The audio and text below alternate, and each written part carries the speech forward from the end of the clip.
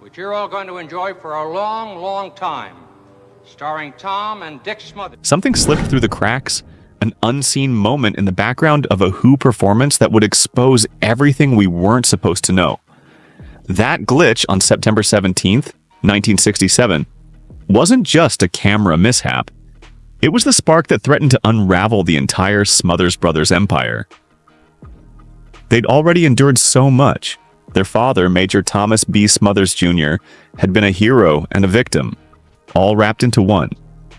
In 1941, he was stationed in the Philippines when Japan invaded, leaving his wife, Ruth, and their 2 boys behind. Captured and forced onto the infamous Bataan Death March, he survived against all odds, only to be transferred to Fukuoka prison camp. By April 1945, too weak to continue, he was moved to Korea and never returned.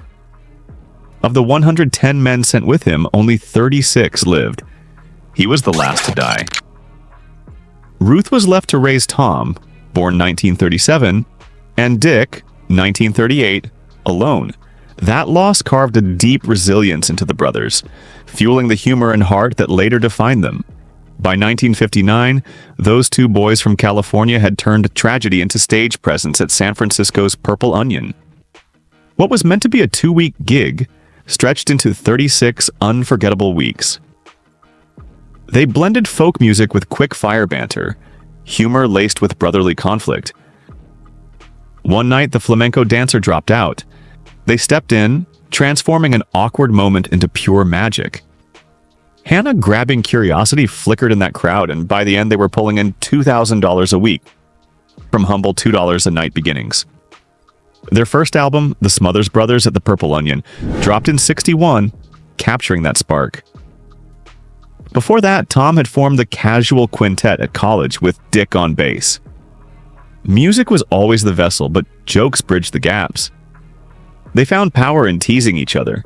Tom the innocent, Dick the exasperated straight man. "Mom always liked you best," Tom would jab, and audiences howled because it wasn't an act. It was sibling truth. Then came opportunity. CBS was bleeding viewers to NBC's Bonanza, a ratings giant. They needed fresh energy, and Tom and Dick had it in spades. On February 5th, 1967, the Smothers Brothers Comedy Hour premiered. Underneath its variety show, gloss lurked something sharper. They joked about Vietnam, they mocked presidents. Within 2 weeks, they'd beaten Bonanza in the ratings. Advertisers sat up, stunned, and Tom had insisted on total creative control. CBS, desperate, agreed. Week after week, they pushed forward, dragging censorship into the spotlight itself. Anti-war folk singers like Pete Seeger appeared, and politicians no longer felt safe from their quips. They even aired the Beatles' Hey Jude and Revolution promo films, weeks before any other U.S. show dared. Powerful wordless hooks. Watching these visuals unfold for the first time, viewers sensed a tectonic shift. Television would never be the same. Their show became a launchpad for future legends. Steve Martin, Rob Reiner, Lorne Michaels, David Steinberg. Their comedy resonated with a generation on edge, fed up with silence. But that spotlight brought scrutiny. Cameras, executives, and censors watched every tick of tape. When Pete Seeger hit the airwaves in September 1967 with Waist Deep in the Big Muddy, CBS censored the final verse. Too raw, too real. Tom turned the backlash into press, and weeks later the full performance aired uncensored.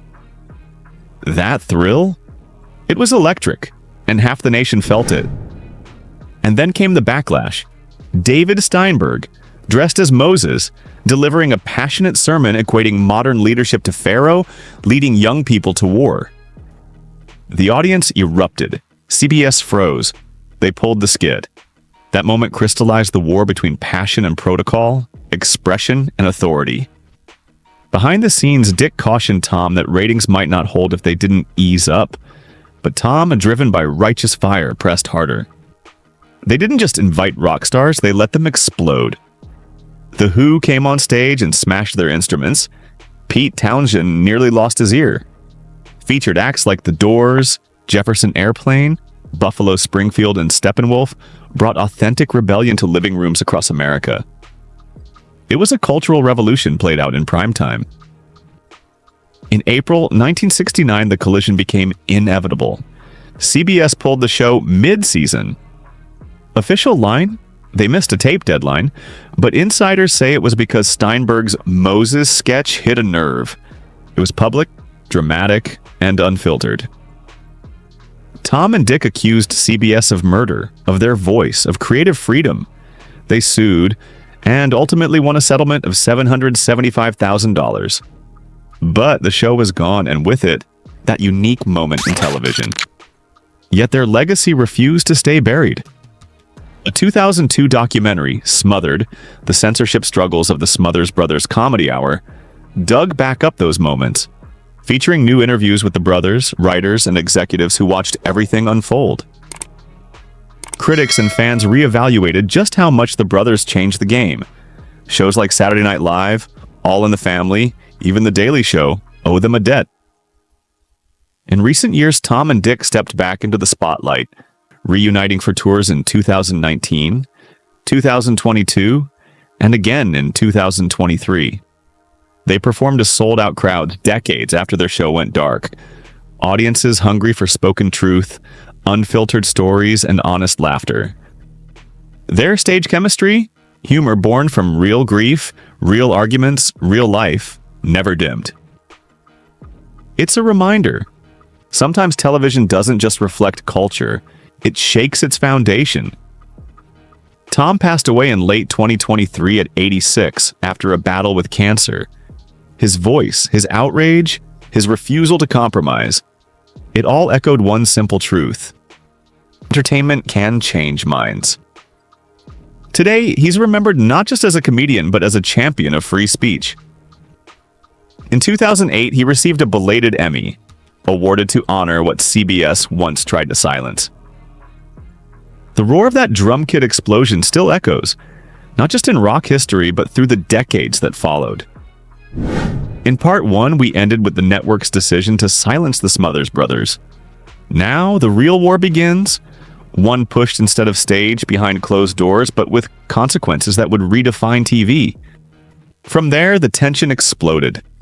CBS had pulled shows, hijacked protest art, and clipped voices. Pressure boiled over in late '68 when Harry Belafonte recorded "Lord, Don't Stop the Carnival" on the show, overlaying visuals of Chicago police clashing with demonstrators at the Democratic National Convention. The segment was yanked before air, and shockingly, CBS then sold the clip, cut from its original purpose, to the Republican Party. That betrayal didn't just sting, it confirmed what many suspected. The network cared more about political alignment than truth. That moment pierced the illusion of neutrality and undid any remaining trust. Behind the scenes, the brothers were under siege. CBS demanded every joke, lyric, and script 10 days ahead of airing, minutes count and TV time. Writers were stuck in a cycle of endless rewrites, network fights, and last-minute changes that felt like a slow bleed. When CBS chopped Elaine May's punchline, "If we're not allowed to say anything important, we're just fooling you." It wasn't just censorship, it was erasing the conversation itself.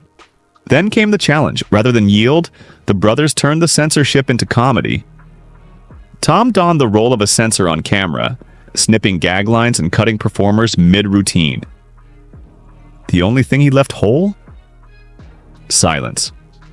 That sketch never aired, but its existence spoke louder than any joke. They were being strangled by their own platform. And it only escalated. The brothers began delaying tape deliveries until the last possible moment, slipping borderline edgy content through deadlines. CBS called it contract breaches, but this was theater. Tom saw it as a duel. When the network pulled the plug in April 1969, claiming the late delivery, they were already one of the top 10 shows in America. It wasn't about timing, it was power. Their response came fast. They sued, and the public rallied behind them. The New York Times slammed CBS in an editorial, calling the brothers hostages of their own creativity. Fans flooded mailboxes. Artists, politicians, and writers spoke out. Suddenly, this wasn't just a TV case, it was a referendum on free expression. Even inside, CBS's leaders panicked, scrambling to manage the fallout. Victorious in court, the Smothers Brothers were awarded about $776,000, but the deal came too late to save their show. NBC gave them a short-lived comeback in the mid-70s, but tamped down the edge that had made them matter.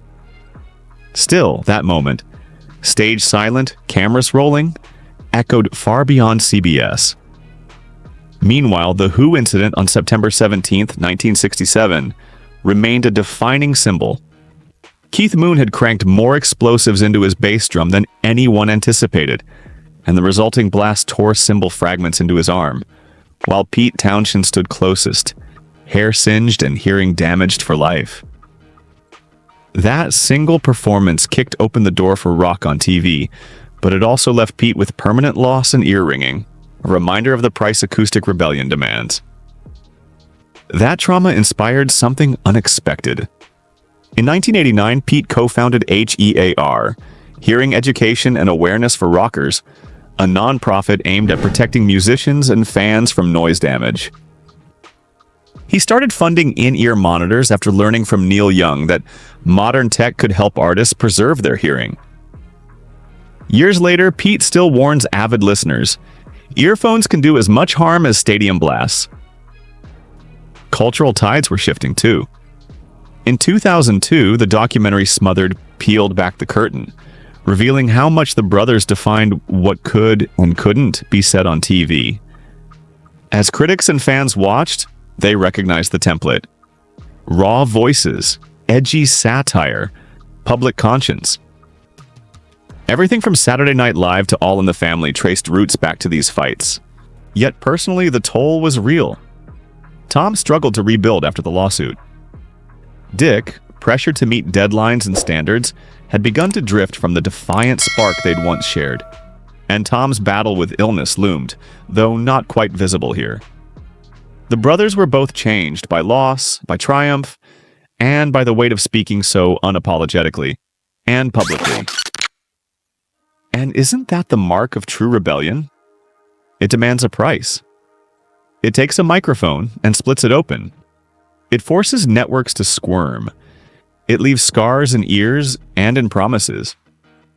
But it also cracks open new possibilities, letting voices pierce through stale programming and usher in whole generations of truth-tellers. The tension that exploded in court turned into a victory and a reflection. Tom's words still haunt. They didn't just drop our show, they tried to kill the truth. When CBS's top advertisers, Ford, Procter & Gamble, pulled their support, it wasn't just a financial blow, it was a declaration. Speak freely, and there's a price to pay. Losses piled in, sponsors vanished, and internal memos revealed sponsor pressure as the real reason behind the cancellation. As Tom later said, "We won the lawsuit, but we lost the culture war." The final straw arrived in March 1969, when Dick delivered a biting Nixon impersonation. "I will end the Vietnam War as soon as I can find where the off button is." The quip was sharp, true, and explosive. It rattled networks and advertisers alike. Within days, on April 4th, CBS yanked the show, citing missed tape deadlines with no warning, no ceremony. Even a fully filmed episode starring David Steinberg, another anti-war torchbearer, was barred from airing in the US. It only saw light in Canada. That abrupt cut sent a chilling message across Hollywood. Crossed the line, and the gates slammed shut. But the brothers refused silence. Their lawsuit transformed into a watershed moment. In April 1973, a judge awarded them $776,300, equivalent to over $5.5 million today, for breach of contract and wrongful cancellation. Suddenly, networks couldn't hide political censorship behind bureaucratic excuses. The ruling set a landmark free speech precedent in entertainment, but the platform they fought for was gone. CBS quickly replaced them with Hee Haw in June 1969, a 23-season rural variety show filled with country tunes and harmless jokes. Safe, predictable, controversy-free. Ratings soared. CBS made it clear, comfort beats confrontation. And behind the scenes, Tom and Dick were fractured. The fight drained them. Tom admitted losing the show shattered his confidence and left him hollow. Dick found refuge in race cars and winemaking. They were no longer the same duo that launched a rebellion. They tried again, on ABC in 1970, then NBC in 1975. ABC's cautious approach lacked the wild spark. NBC flirted with renewal. One episode hit a 50 share, unimaginable today. But contract fights, creative restraints, and internal friction throttled it. Even rare moments of edge, a cocaine joke, or a cameo by Ringo Starr weren't enough. Every comeback burned out, a reminder that the system could erase even promising returns. Yet return they did. In 1988, CBS welcomed them back for a reunion special and a revival series. Yes, they were nominated for Emmys. Yes, nostalgia warmed living rooms. But the razor-edge urgency was gone. The show was safer, more subdued. Television had changed, and so had they. Then came an unexpected seal of legitimacy. In fall of 2022, UC Santa Barbara's Performing Arts Collection accepted their entire archive. Contracts, legal paperwork, unseen recordings, photos, as a cultural landmark. Curator David Suber emphasized its significance. Their story deserved preservation alongside the Library of Congress, an indicator of how much their fight shaped media history. That collection isn't just old papers, it's a mirror reflecting the voice they refused to lose. From early rebel sketches to court transcripts, it shows how they carved out a place for satire in primetime. Without them, there's no Saturday Night Live, no Jon Stewart-era Daily Show, no John Oliver tugging at modern taboos. Their impact resonates across decades of socially conscious humor. And yet, there's a deeply personal ending here. Tom Smothers died in December 2023 at age 86. He left behind more than laughter. He owned a vineyard, Remick Ridge in Sonoma, sold for $7.2 million in November 2023. He performed alongside John Lennon on Give Peace a Chance, and he led a life as complex as any character he played. A deeply private man with a public conscience. Let's talk about that lifestyle, because closure isn't just about memory, it's about legacy. Tom's assets included luxury from more than one realm. High-end cars, he reportedly owned a 1970s Mercedes SL series, a collection of classic watches, and real estate holdings in Santa Rosa and Sonoma. His vineyard was a business venture, and he carried valuable life and health insurance tied to his stage and vineyard operations. He also invested in broadcast rights and endorsements. He appeared in ads for KFC, Planters, and even River Rock Casino. The financial lesson: diversify your brand while protecting your voice. Tom turned comedy into property, literal and reputational, by pairing creativity with contracts, assets, and insurance. His path shows that embracing risk and safeguarding your future can coexist. From brothers who teased each other for laughs to voices who took on presidents and won, they left us a blueprint. This entire saga went from a censored variety show to legal precedent, from explosive performances to archival honor. They proved that comedy can break barriers, that speaking truth, even at great cost, can echo through generations. They showed it still matters to stand up, to provoke thought, to challenge the comfortable. Still, the most astonishing part of their journey wasn't just the controversy, it was the ripple effect they created across decades of American entertainment. You don't have to look far to see how their DNA is woven into today's satirical landscape. Long before Jon Stewart took on Congress or John Oliver dissected global policy, the Smothers Brothers were pioneering that blueprint with a guitar and a smirk. Their segments didn't just make people laugh, they forced audiences to ask questions. And they did it when doing so could get you blacklisted or worse, silenced without explanation. That early audacity inspired generations, from Lorne Michaels to Dave Chappelle, to take up the mantle of speaking uncomfortable truths on television. One could argue that their ousting by CBS was one of the most public examples of corporate influence over creative freedom in the history of television. Today, we see similar stories unfold in different forms. Streaming platforms shelving entire films, algorithms muting dissenting voices. But in the late 60s, this was uncharted territory. The Smothers Brothers didn't just react, they resisted and they documented every step of it. That's why their archive matters so much today. It's not just nostalgia, it's evidence. After CBS canceled them, other networks became wary of signing similar talent. They had witnessed the cost of controversy. ABC's version of the Smothers Brothers was shackled by oversight. Their edgy impulses were curbed before reaching the writer's room. The Vietnam War was winding down, and with it, the country's appetite for political satire dulled. That cultural shift, lightning fast and unforgiving, sidelined performers who had once defined the moment. NBC's 1975 revival held promise, but fell prey to behind-the-scenes infighting. Producer Joe Hamilton's tight grip on the show, dictating what could be said, limiting writer access, cutting pay for retakes, crippled any creative momentum. Tom, once the more serious and provocative of the duo, found himself muzzled. When Hamilton left and Tom briefly regained control, there was a fleeting spark. Biting commentary, bold jokes, iconic guests. But by then, the damage was done. The network had already made up its mind. Even in moments of brilliance, the show couldn't escape the cloud of its past. In a way, that struggle made their 1988 reunion all the more surreal. CBS, the same network that once accused them of being too dangerous for primetime, now welcomed them back for a sanitized version of their former selves. It was as if the network finally acknowledged their place in history, but only under tightly controlled terms. The revival did earn 5 Emmy nominations and even managed respectable ratings. Yet something was missing. The cultural moment that once made their jokes feel incendiary had passed. The edge had dulled. The audience had changed, but their influence hadn't. The Smothers Brothers laid the groundwork for comedy that questions authority rather than coddles it. And the comedians they helped launch, Steve Martin, Rob Reiner, George Carlin, carried their ethos into new eras.